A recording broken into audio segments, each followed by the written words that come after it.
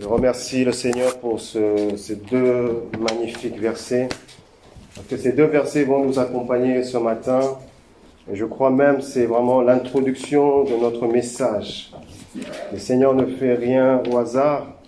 Le Seigneur prépare toujours le chemin. Amen. Et je crois qu'il a déjà préparé ce chemin à travers ce verset.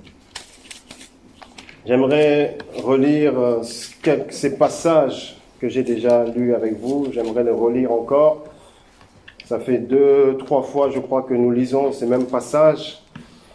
Je ne sais pas pourquoi est-ce que je m'attarde sur ces passages, mais il est vraiment difficile pour moi de passer outre, parce qu'il y a encore des choses à dire. Il y a tellement de choses à dire, que tant que ces choses sont là dans mon cœur, je ne peux pas passer à autre chose. Parce que ce que nous ne voulons pas simplement survoler la parole de Dieu, mais nous voulons nous approfondir dans la parole. Nous voulons nous approfondir dans la parole. Nous ne voulons pas être des hommes et des femmes légers, mais nous voulons être des hommes et des femmes qui sont enracinés dans la parole. Et comme le frère l'a dit, la force que nous avons, c'est la parole de Dieu. Et cette parole, combien nous devons la connaître, nous devons la maîtriser. Et pour la maîtriser, nous devons l'étudier. Amen. Amen. Et nous allons prendre cette parole qui est dans Romains, chapitre 5, à partir du verset 12 à 21. C'est vraiment des paroles qui sont très fortes. Le Seigneur a parlé à son serviteur afin de révéler sa grâce. Si vous avez trouvé, je vais lire la parole. Romains 5, à partir du verset 12. C'est pourquoi, comme par un seul homme, le péché est entré dans le monde, et par le péché la mort. Et qu'ainsi la mort s'est étendue sur tous les hommes parce que tous ont péché. Car jusqu'à la loi, le péché était dans le monde. Or le péché n'était pas imputé quand il n'y a point de loi. Cependant la mort a régné depuis Adam jusqu'à Moïse, même sur ceux qui n'avaient pas péché, sur une transgression semblable à celle d'Adam, lequel est la figure de celui qui devait venir. Mais il n'en est pas du don gratuit, comme de l'offense. Car si par l'offense d'un seul, il en est beaucoup qui sont morts, à plus forte raison, la grâce de Dieu et le don de la grâce venant d'un seul homme, Jésus-Christ, ont-ils été abondamment répandus sur beaucoup. Il n'en est pas du don comme de ce qui est arrivé par un seul qui a péché, car c'est par une seule offense que le jugement est devenu condamnation, tandis que le don gratuit devient justification après plusieurs offenses. Si par l'offense d'un seul la mort a régné par lui seul, à plus forte raison ceux qui reçoivent l'abondance de la grâce et du don de la justice régneront-ils dans la vie par Jésus-Christ, lui seul. Ainsi donc, comme par une seule offense la condamnation a atteint tous les hommes, de même par un seul acte de justice, la justification qui donne la vie s'étend à tous les hommes. Car comme par la désobéissance d'un seul homme, beaucoup ont été rendus pécheurs, de même par l'obéissance d'un seul, beaucoup seront rendus justes. Or la loi est intervenue pour que l'offense abondât, mais là où le péché a abondé, la grâce a surabondé. Afin que comme le péché a régné par la mort, ainsi la grâce régna par la justice pour la vie éternelle par Jésus-Christ notre Seigneur. Amen. Amen. Seigneur, nous voulons dire Amen à ta parole, Seigneur. Oh Seigneur, tu nous fais voir ta grâce, Seigneur, oh Dieu. Et combien, Seigneur, mon Dieu, je veux prier pour que cette grâce puisse encore surabonder sur nous ce matin, dans nos cœurs, Seigneur, à travers ta parole, Seigneur, mon Dieu.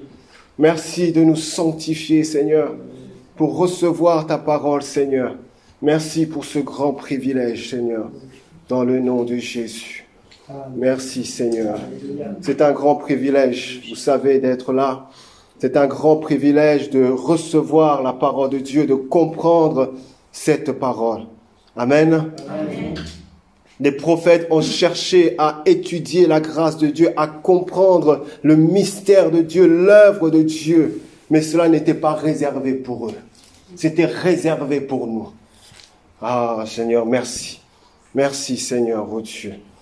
Ce matin, j'aimerais parler sur la grâce. J'aimerais parler sur la grâce, le péché et la grâce. L'apôtre Paul nous introduit dans un sujet qui est tellement important pour nous, un sujet qui nous concerne tous, un sujet qui est d'actualité chaque jour dans notre vie.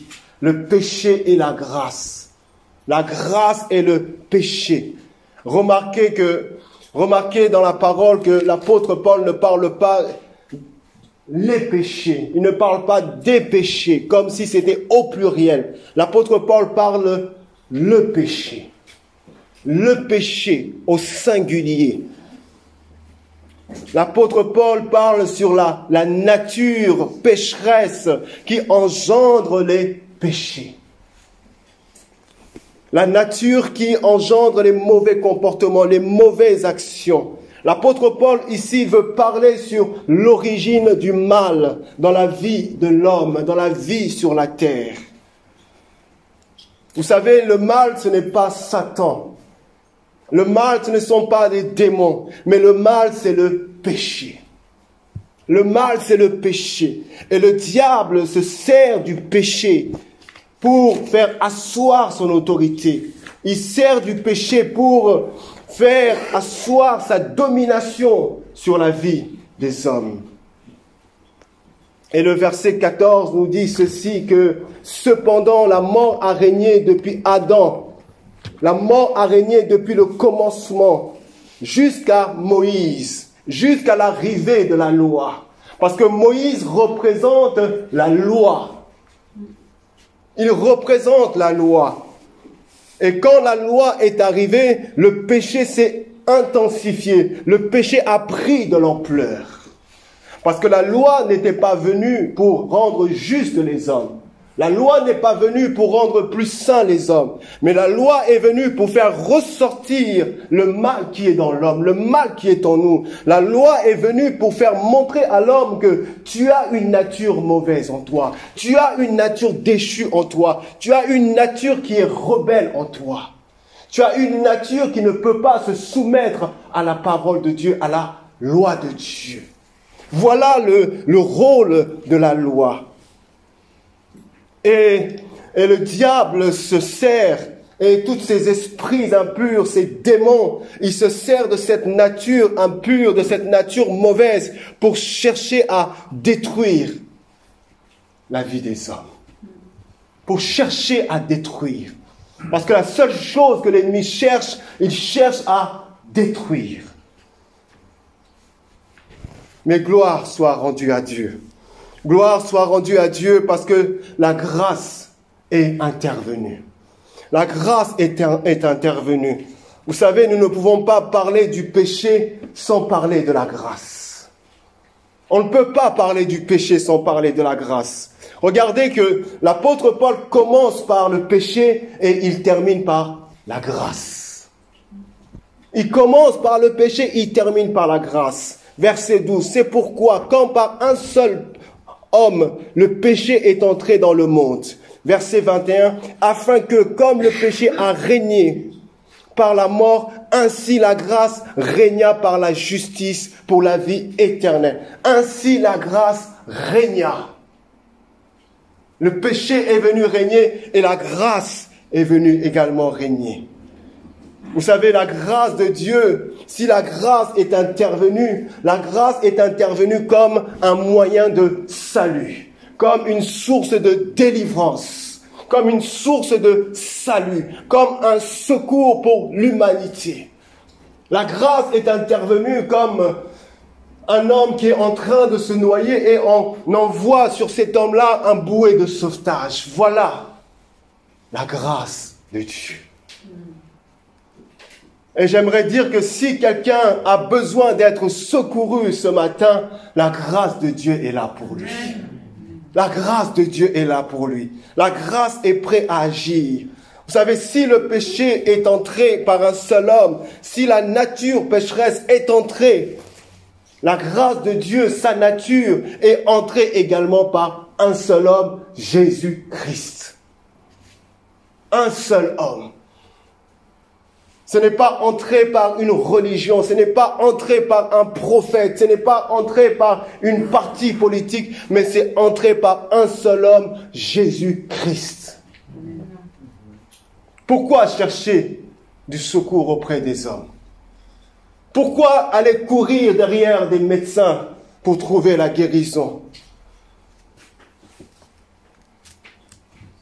Nous avons tellement compté sur le service de la mairie, le service de logement pour être logé, pour être pris en charge. Mais combien ils nous ont dit, monsieur, madame, nous ne pouvons rien faire pour vous. Nous ne pouvons rien faire pour vous. Mais laissez-moi vous dire que Jésus ne dira jamais ça. Jésus ne dira jamais ça. Mais voici ce que Jésus dira. Jésus dira ceci, venez à moi, vous tous qui êtes fatigués et chargés. Jésus n'a pas peur de dire cela à l'humanité. Il n'a pas peur de dire cela face aux problèmes que nous pouvons avoir. Quelle que soit la taille de ce problème, il dit, venez à moi, vous tous qui êtes fatigués, et je vous donnerai du repos. Bien-aimés, ne comptons pas sur le système des hommes.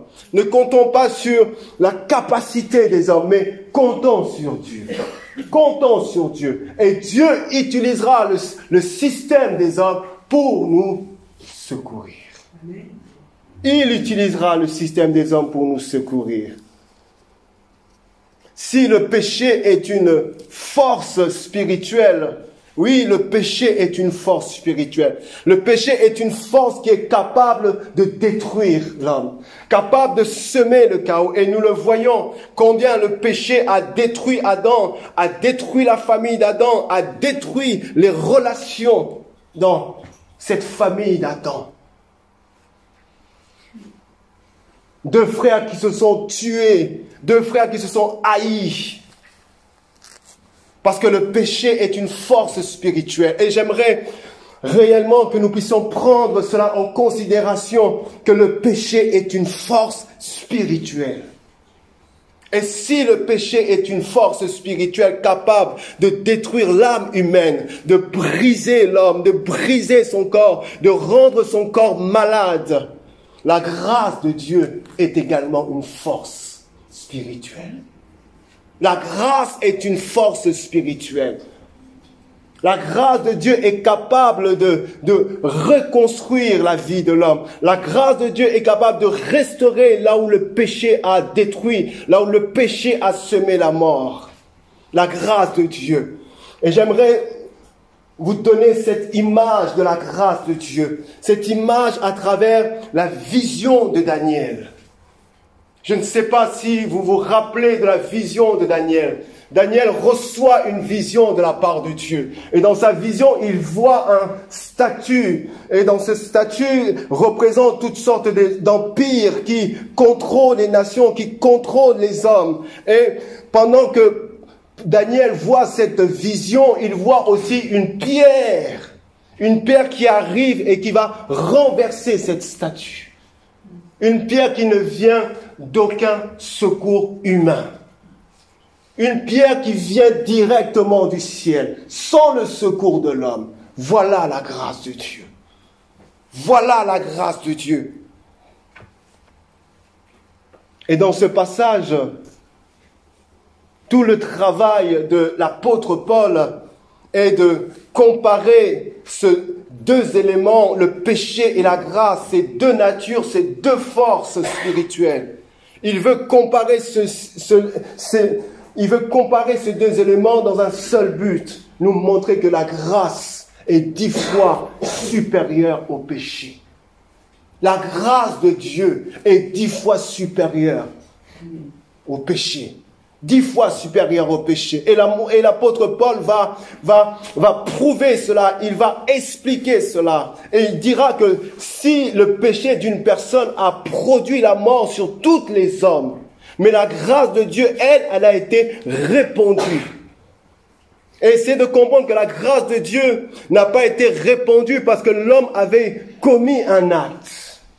L'homme a commis un acte de péché. Et la mort est entrée. Et le salaire du péché, c'est la mort. L'homme méritait la mort. Mais la grâce est venue sans le mérite de l'homme. La grâce, elle a été répandue par Dieu. Parce que la grâce exclut tout moyen pour l'homme de se glorifier.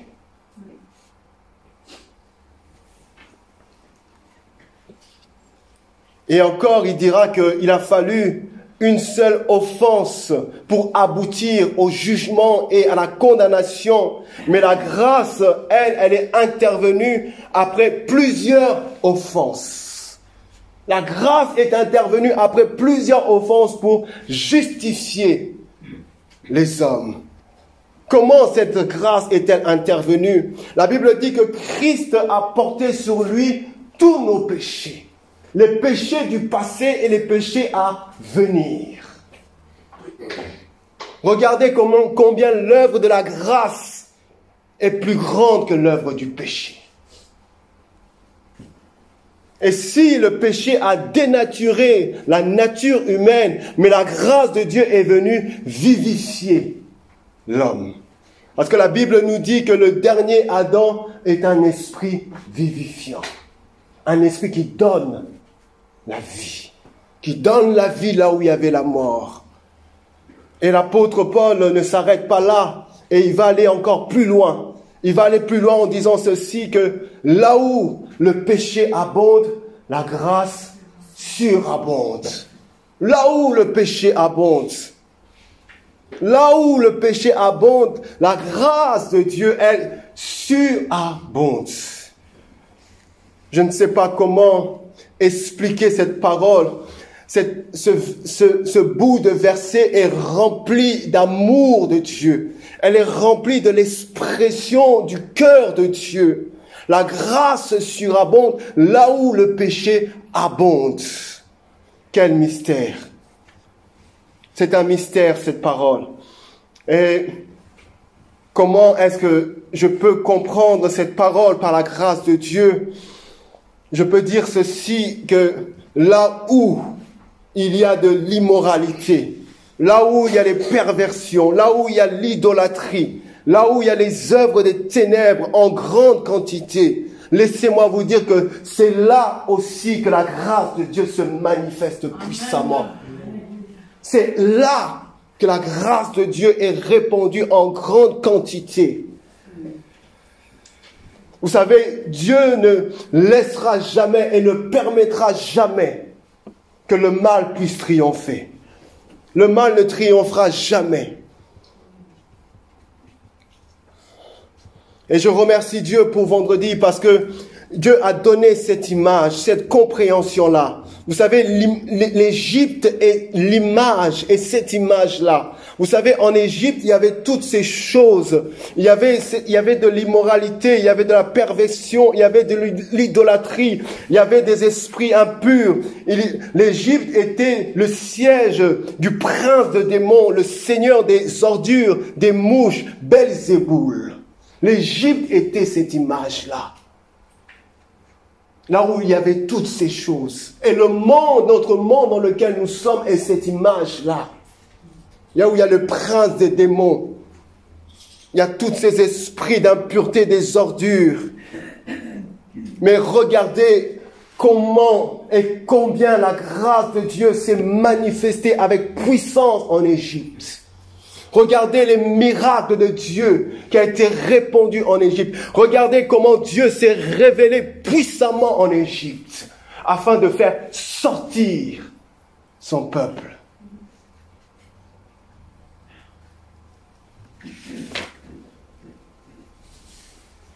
La grâce de Dieu. La grâce de Dieu.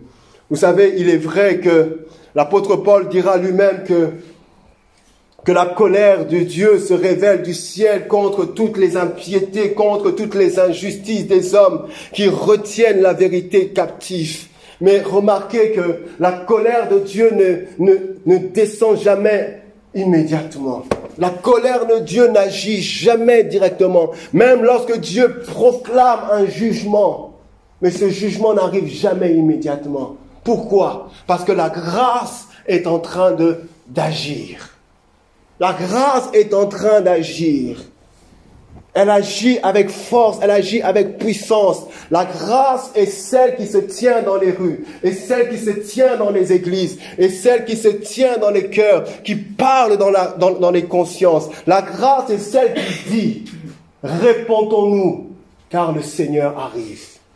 La grâce est celle qui dit, changez de comportement. La grâce est celle qui dit, séparez-vous de l'impureté. Ne touchez pas à ce qui est impur. Sortez de ce monde, sortez de l'Égypte. Voilà la grâce de Dieu. Elle est en train de crier.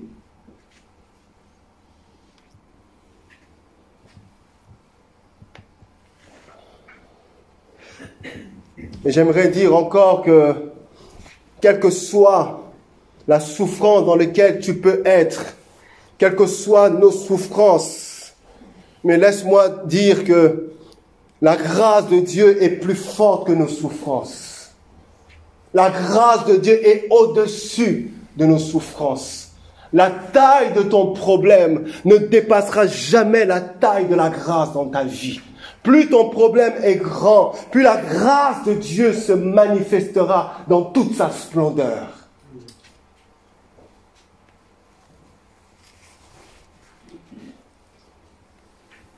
Vous savez, si nous regardons là où les miracles se font en grande quantité, là où Dieu agit avec puissance et force, nous verrons souvent que les grands miracles se font dans les pays les plus pauvres, les pays les plus misérables, les pays où il y a un manque de tout. C'est là que l'amour de Dieu se répand avec abondance.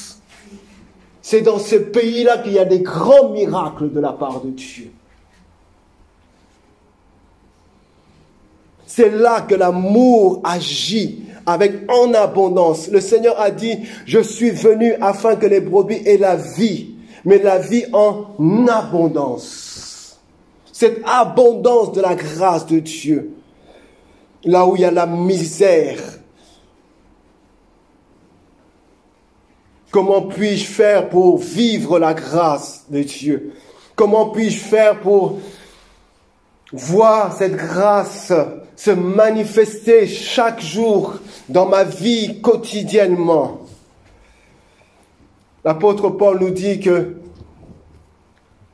la grâce de Dieu, on ne peut pas la produire, mais on ne peut que la recevoir. On ne peut que recevoir la grâce de Dieu. Et on la reçoit par la foi. C'est par la foi que la grâce de Dieu peut intervenir. C'est par la foi que la grâce de Dieu peut être répandue abondamment sur nos vies. C'est par la foi. Je n'ai pas besoin de voir je n'ai pas besoin de voir la grâce de Dieu. Je n'ai pas besoin de sentir la grâce de Dieu. Mais la grâce de Dieu, elle est là. Elle est là. Verset 17, l'apôtre Paul dira que, à plus forte raison, ceux qui reçoivent, ils reçoivent, non pas ils produisent, mais ils reçoivent l'abondance de la grâce. Ce n'est pas une petite mesure, mais c'est une abondance. Regardez comment Dieu veut donner davantage et encore plus.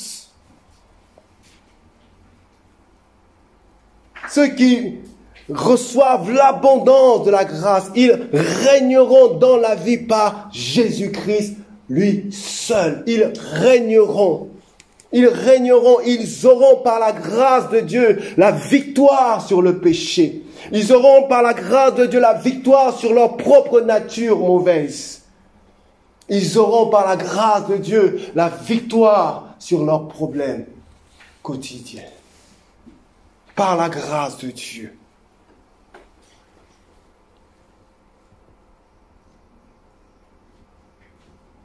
Vous savez, la grâce de Dieu n'est pas pour les hommes justes. La grâce de Dieu n'est pas pour les saints. La grâce de Dieu n'est pas pour ceux qui sont purs. La grâce de Dieu est pour les injustes. La grâce de Dieu est pour ceux qui sont coupables. La grâce de Dieu est pour ceux qui sont pécheurs. La grâce de Dieu est pour ceux qui sont malades. La grâce de Dieu est pour ceux qui souffrent. Jésus a dit, je ne suis pas venu pour ceux qui sont en bonne santé. La grâce de Dieu n'est pas l'homme qui est juste n'a pas besoin d'être gracié par le juge. Mais c'est l'homme qui est coupable qui a besoin de recevoir de la grâce, qui a besoin d'être gracié. Et nous sommes coupables. Et nous sommes injustes. Voilà pourquoi la grâce est venue. Et chaque jour, nous avons besoin de recevoir la grâce de Dieu. Chaque jour, nous avons besoin d'aller vers notre médecin afin qu'il puisse nous prodiguer des soins. Chaque jour, nous avons besoin de cette grâce. Cette grâce, parce que le Seigneur dira à Paul a prié pour son problème.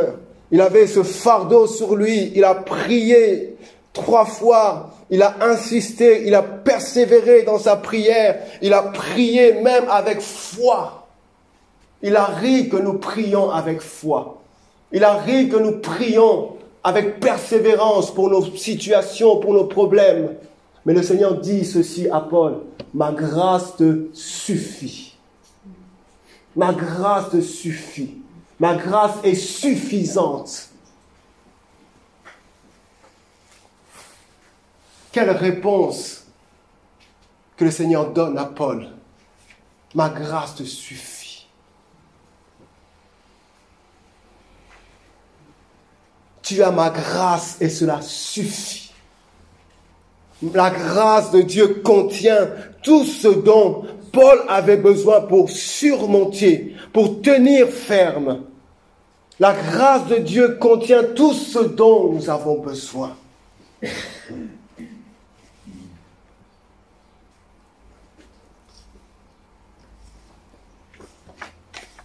Je ne veux pas attarder, je veux laisser la place.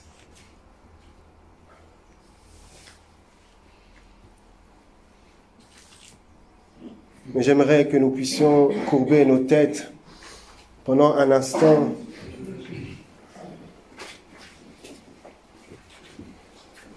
Nous puissions comprendre cette grâce. Nous puissions recevoir ce matin la grâce de Dieu. Cette grâce qu'il a en réserve pour nous ce matin. J'aimerais prier.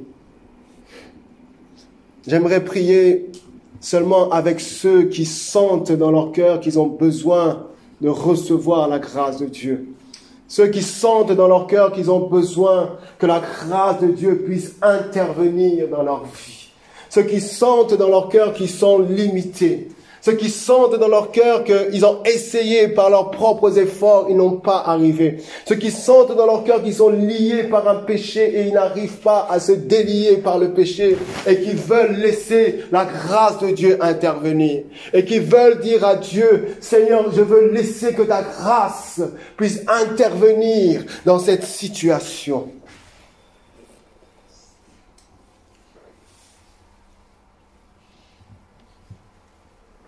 Oh Jésus, oh Seigneur, oh Dieu, je ne sais pas s'il y a quelqu'un qui a besoin de la grâce. Si tu as besoin de la grâce comme moi, tiens-toi debout là où tu es. Nous allons prier. Nous allons demander à Dieu de faire intervenir sa grâce. Sa grâce est intervenue alors que l'homme était en train de mourir dans son péché. La grâce de Dieu est intervenue. Là où le péché abondait, la grâce a surabondé. As-tu besoin de la grâce de Dieu ce matin? Veux-tu recevoir la grâce de Dieu ce matin? Lève-toi là où tu es. La grâce de Dieu n'agira jamais si tu ne la reçois pas. Alléluia, Seigneur. Alléluia, Seigneur, oh Dieu. Oh Seigneur, nous voulons reconnaître, Seigneur, oh Dieu. Nous voulons reconnaître cette grâce, Seigneur, oh Dieu. Nous voulons reconnaître cette grâce. Oh bien-aimé, l'opportunité t'est donnée ce matin. L'opportunité de la grâce est donnée ce matin. La Bible dit que si tu entends sa voix, n'endurcis pas ton cœur. Ce n'est ni par tes propres efforts, ni par tes propres forces que tu pourras te sortir de ce problème, que tu pourras te délier de ce péché, de cette mauvaise habitude qui est attachée à toi. C'est uniquement par sa grâce. Oh, Nerebe Shandarabakoro Boshe Nerebe. Shenderebe Ko Yabasanta Yabakoro Boshe Kerebe. Oh, Yabasanta Yabakora Bashe Kerebe. Seigneur, ta grâce. Seigneur, ta grâce. Commence à dire au Seigneur, Seigneur, j'ai besoin de ta grâce. Seigneur, je veux laisser maintenant ta grâce agir, Seigneur mon Dieu. Seigneur, je veux laisser maintenant ta grâce être répandue sur moi. Seigneur, j'ai essayé par mes propres efforts. J'ai essayé par moi-même. Seigneur, maintenant, je laisse ta grâce maintenant prendre le relais.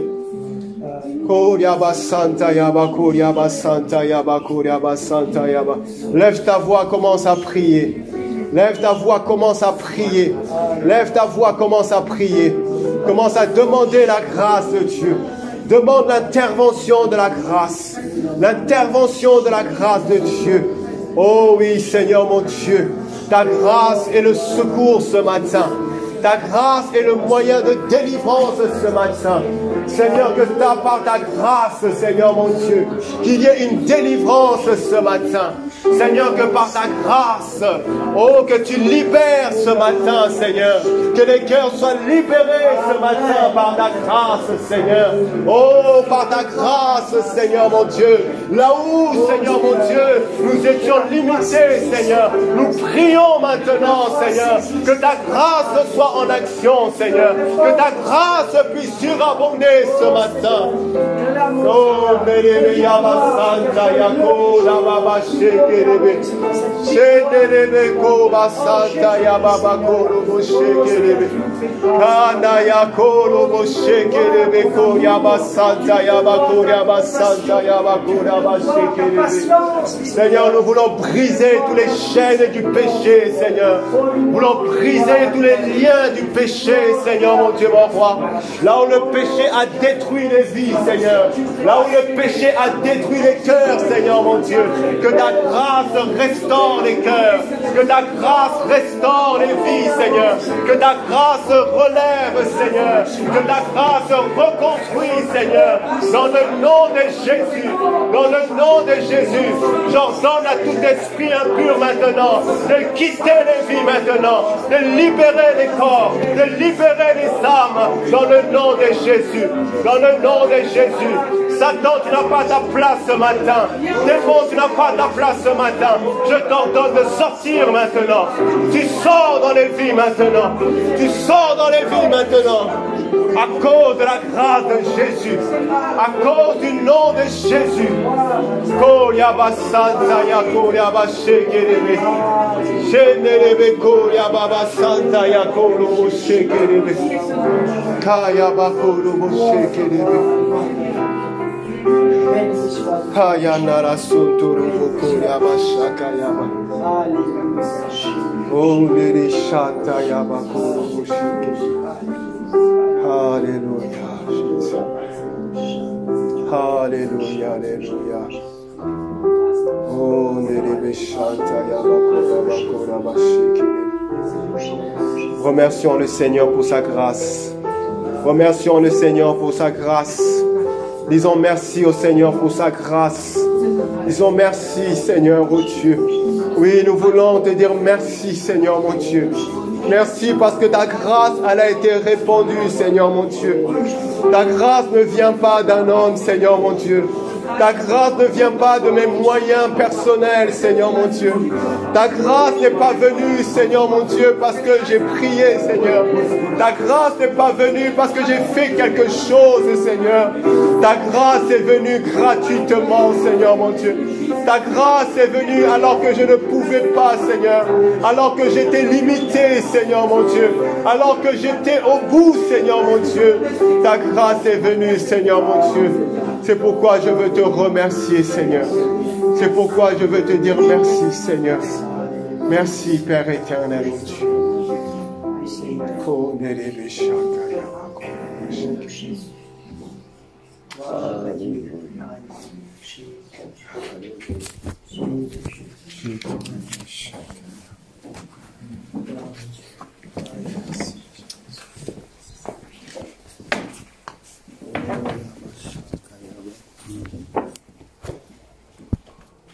Que produit la grâce dans un cœur?